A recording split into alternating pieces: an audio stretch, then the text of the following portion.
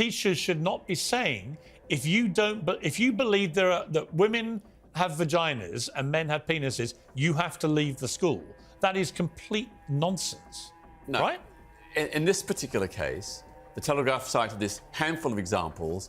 They were by teachers, individual teachers. They were not school policy, and at least one case.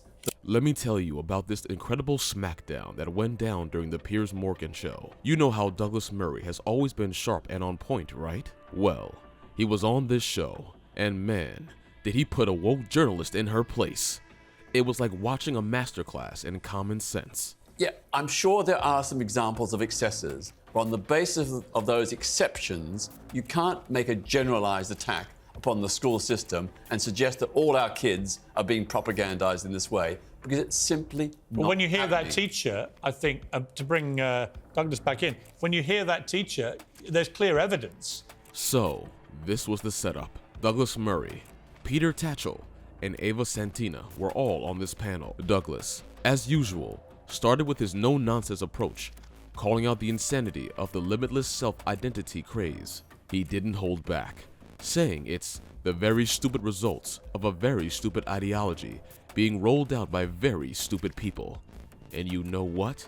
He's right. A fallacy which has been propagated by gender ideologues and is doing profound damage to gay people, among others, in our society, as well as women. Like and let me you've explain ever very cared. quick.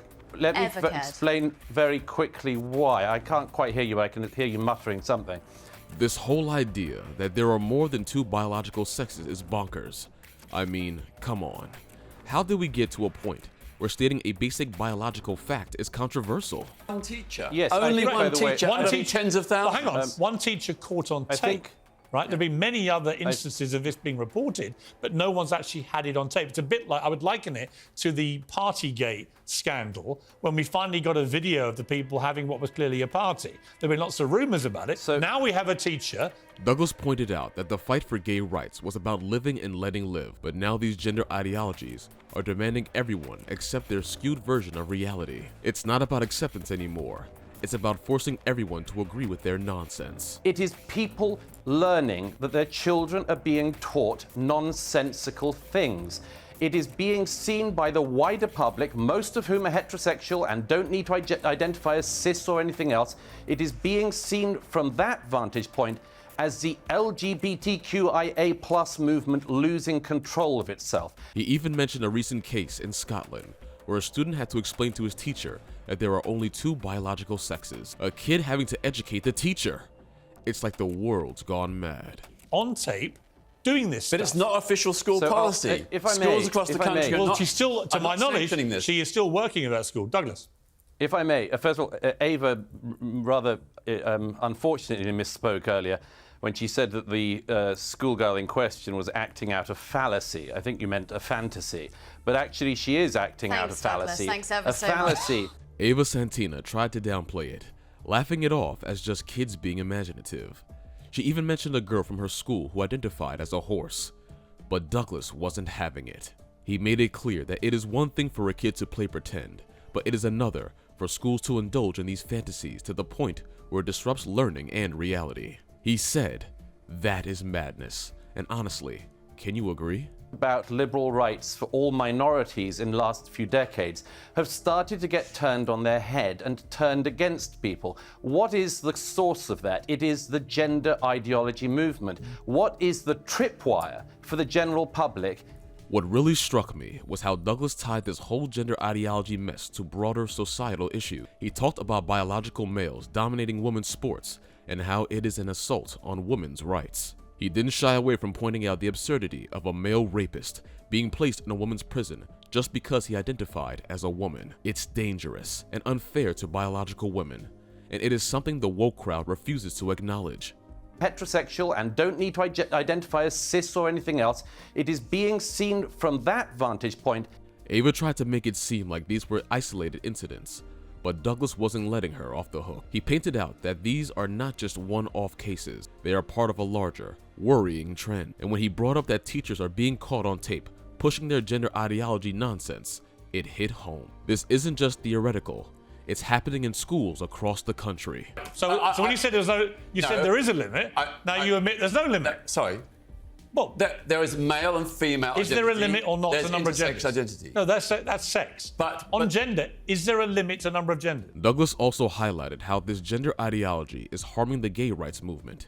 He cited a poll showing that support for gay marriage in the US has started to decline because people are fed up with the gender ideologies hijacking the movement. It's causing a backlash, and rightly so. People are tired of being told that basic biological truths are somehow hateful or bigoted.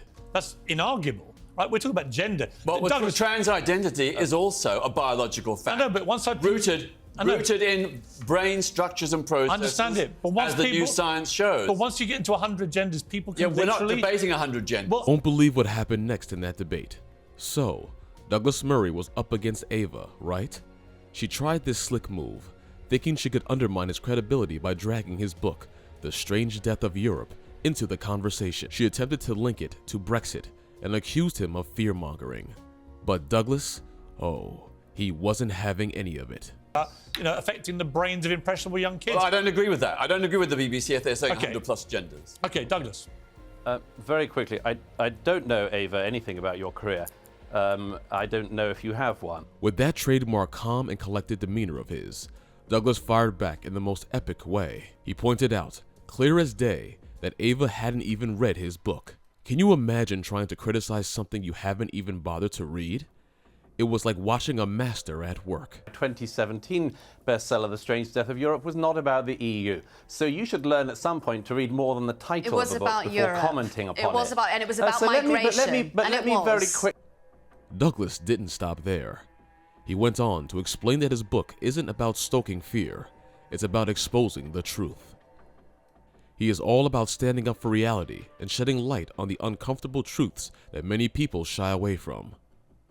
It was a moment that really highlighted why Douglas Murray is such a force to be reckoned with.